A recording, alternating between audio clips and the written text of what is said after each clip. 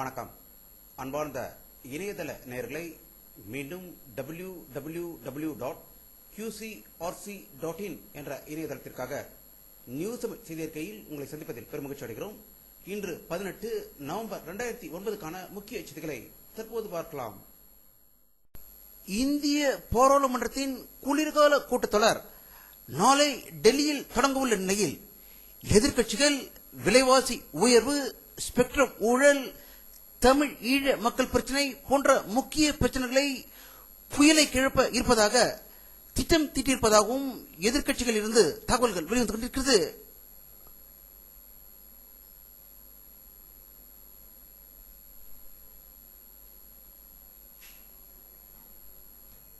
அரசியல் அணுகுண்டை வீசினார் கேரள முதல்வர் அச்சுதானந்தம்.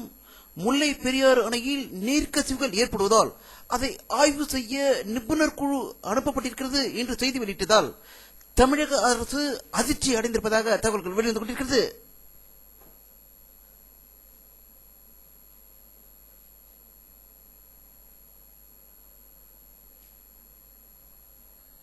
நேரு குடும்ப மன்னர் வாரிசும் காங்கிரஸ் பொதுச்செயலாளருமான ராகுல் காந்தி அவர்கள் இன்று வெளியிட்டுள்ள ஒரு செய்தி அறிக்கையில் என்னை வருங்கால பிரதம மந்திரி என்று கூற வேண்டாம் என்று கூறியதாக டெல்லியில் இருந்து தகவல்கள் வெளிவந்து கொண்டிருக்கிறது.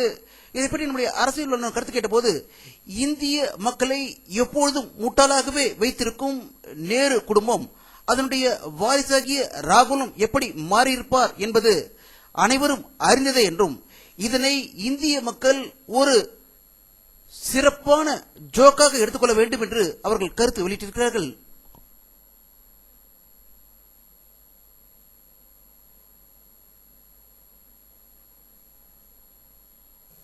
சென்னையில் உள்ள 5 நட்சத்திர ஓட்டலில் இந்திய தொழில் மற்றும் வர்த்தக கூட்டமைப்பின் சார்பில் நடைபெற்ற ஊடகம் மற்றும் பொழுதுபோக்கு வர்த்தக மாநாட்டில் மத்திய செய்தி மற்றும் ஒலிபரப்புத்துறை அமைச்சர் திருமதி அம்பிகா சோனி குற்றுவிளக்கு ஏற்றி தொடங்கி வைத்ததாகவும் இதில் தமிழக முதல்வர் கலந்து கொண்டதாக சென்னையிலிருந்து தகவல்கள் வெளிவந்து கொண்டிருக்கிறது.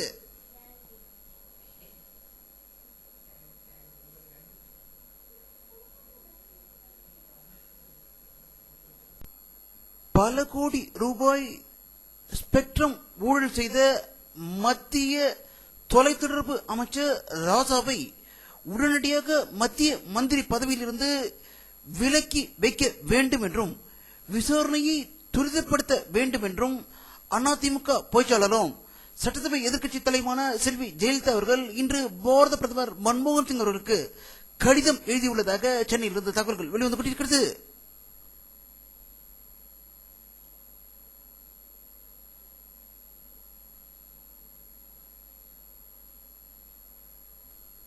தமிழ்நாட்டில் நடக்கும் ரயில்வே திட்டங்களுக்கு கூடுதலாக நிதி ஒதுக்கி திட்டங்களை விரைவாக முடிக்க வேண்டும் என்று வலியுறுத்தி தமிழக முதல்வர் கருணாநிதி அவர்கள் மத்திய ரயில்வே அமைச்சர் மம்தா பானர்ஜி அவர்களுக்கு கடிதம் எழுதியுள்ளதாக சென்னையிலிருந்து தகவல்கள் வெளிவந்து கொண்டிருக்கிறது.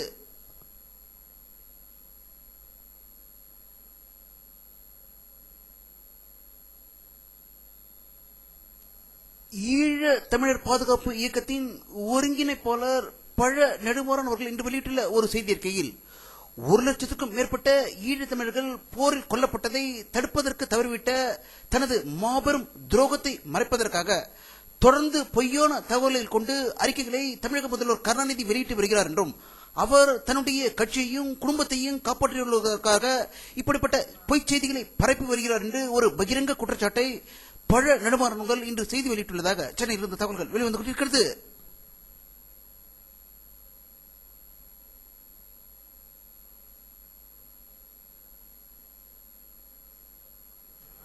கப்பலோட்டிய தமிழன், சிறையில் செக்கிழுத்த தமிழன் என்று சுதந்திர போராட்ட தியாகி வ.உ. சிதம்பரனார் அவர்களின் நினைவு நாள் தமிழகம் முழுவதும் இன்று அனுசரிக்கப்பட்டதாகவும் காங்கிரஸ் தலைவர் குமரி அனந்தன் அவர்கள் துறைமுகத்தில் உள்ள அவருடைய சிலைக்கு மலர் தூவி மரியாதை செலுத்தியதாக சென்னையிலிருந்து தகவல் வெளிவந்து கொண்டிருக்கிறது.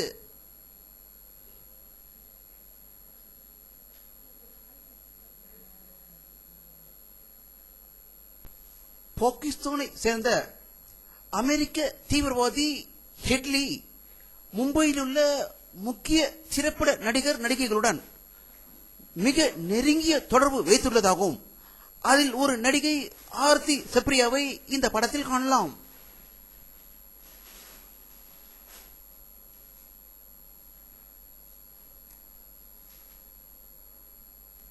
சென்னை மீனம்பாக்கம் விமான நிலையத்தில் இன்று அதிகாலை கொச்சின் புறப்பட தயாரிருந்த விமானத்தில் செல்ல இருந்த சர்புதீன் என்ற இளைஞர் திடீரென்று தன்னுடைய டிக்கெட்டுகள் அனைத்தையும் வீசியிருந்துவிட்டு விமான ஓடுதள பாதையில் ஓடியதாகவும் உடனடியாக அதிரடி போலீசார் அவரை கைது செய்ததாகவும் இவர் அபுதாபியில் வேலை செய்த போது அவருக்கு சம்பளம் கொடுக்காதால் மனநிலை பாதிக்கப்பட்டு இப்படி செயலில் இறங்கியதாக சென்னை விமான நிலையத்திலிருந்து தகவல்கள் வெளிவந்து கொண்டிருக்கிறது.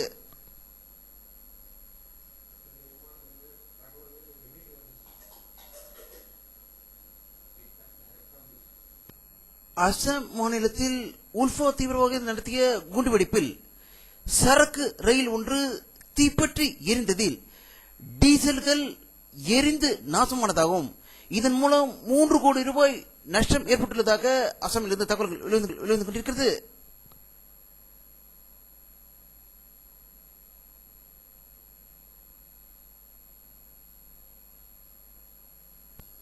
தமிழ் ஈழ நாட்டிற்கு சுதந்திரம் வேண்டும் என்று போராடிய தமிழ் ஈழ சுதந்திர தியாகிகளை இலங்கை சிறைகளில் தடுத்து வைக்கப்பட்டுள்ள தமிழ் அரசியல்வாதி கைதிகளையும் பாதுகாப்பை உறுதி செய்வதுடன் அவர்களை விரைவில் விடுதலை செய்ய நடவடிக்கை எடுக்க வேண்டும் என்று வலியுறுத்தி ஜனநாயக மக்கள் முன்னணி அமைப்பினர் கொழும்பில் மாபெரும் ஆர்ப்பாட்டம் நடத்தியதாக கொழும்பிலிருந்து தகவல்கள் வெளிவந்து கொண்டிருக்கிறது.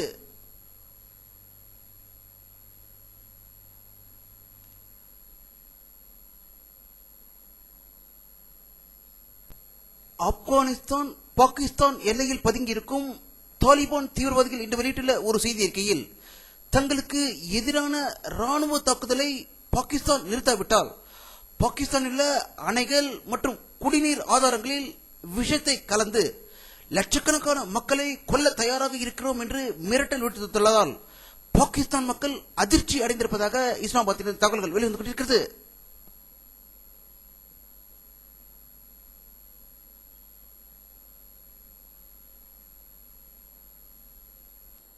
கிழக்கு ஆசிய நாடுகளுக்கு பயணம் மேற்கொண்டுள்ள அமெரிக்க அதிபர் பாரக் ஒபாமா அவர்கள் தென்கொரியாவில் சியோலில் பயணம் மேற்கொண்ட போது தென்கொரியாவும் அமெரிக்காவும் தடையற்ற பொருளாதார வர்த்தகத்தை மேம்படுத்த இருப்பதற்கு அந்நாட்டு விவசாயிகள் கடும் எதிர்ப்பு தெரிவித்திருப்பதாக சியோலில் இருந்து தகவல்கள் வெளிவந்து கொண்டிருக்கிறது.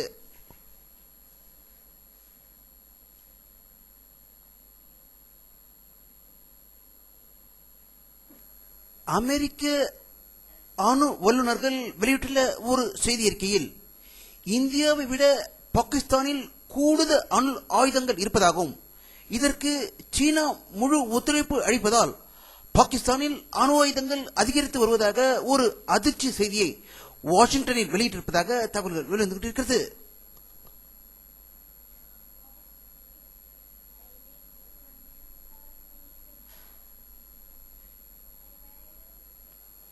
சர்வதேச பொருளாதார மந்தம் அமெரிக்காவை கடுமையாக பாதித்து இருந்ததாகவும் அமெரிக்காவில் 50 மில்லியன் குடும்பங்கள் பட்டினியால் வாடி பொருட்களை வாங்க முடியாமல் தவித்ததாகவும் 6இல் ஒரு பகுதி மக்கள் உணவு அருந்தாமல் பட்டினியில் கிடந்ததாக தற்போது அதிர்ச்சி தகவல் வாஷிங்டனில் இருந்து வெளிவந்து கொண்டிருக்கிறது.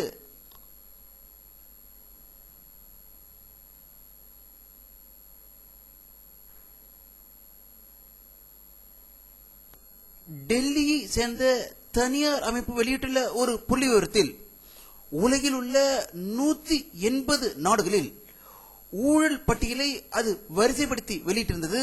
இதற்கு இந்தியாவுக்கு 84வது இடம் கிடைத்திருப்பதாகவும் அரசு ஊழியர்கள் அதிக ஊழலில் ஈடுபடுவதாகவும் அது செய்தி வெளியிட்டிருக்கிறது.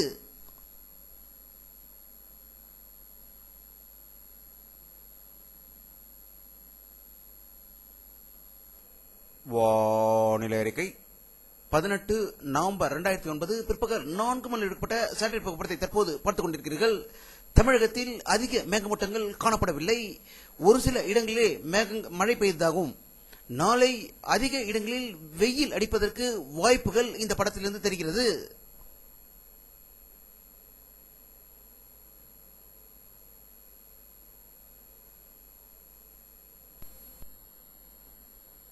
இத்துடன் இந்த செய்தி அறிக்கை நிறைவடைகிறது. மீண்டும் நியூஸ் தமிழ் செய்தி அறிக்கையில் உங்களை சந்திக்கும் வரை உங்களிடமிருந்து விடைபெறுவது உங்கள் கே பாலாஜி. நன்றி.